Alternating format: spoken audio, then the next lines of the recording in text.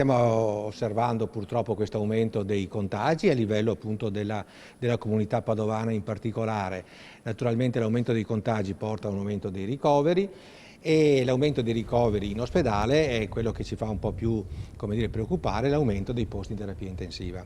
Mentre nel Padovano aumentano di giorno in giorno i contagi e così pure i ricoveri, riemerge la protesta degli infermieri. Le circa 300 sospensioni per chi non ha fatto il vaccino hanno ulteriormente complicato la vita a chi è rimasto in corsia. Il tutto mentre l'arrivo dell'inverno sta progressivamente diffondendo il virus e affollando sempre più i reparti.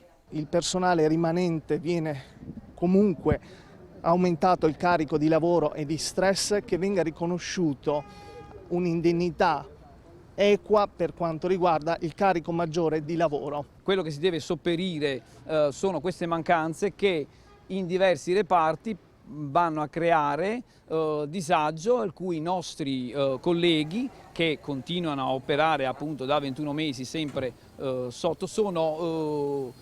gli è richiesta un ulteriore impegno con sovraccarico di ore. Gli infermieri padovani lamentano inoltre di essere meno pagati che altrove. Non è una novità purtroppo, è una questione che va avanti da tanto tempo e che si sta cercando di risolvere a livello regionale e nazionale e quindi insomma si cercheranno i percorsi per risolvere anche questo problema.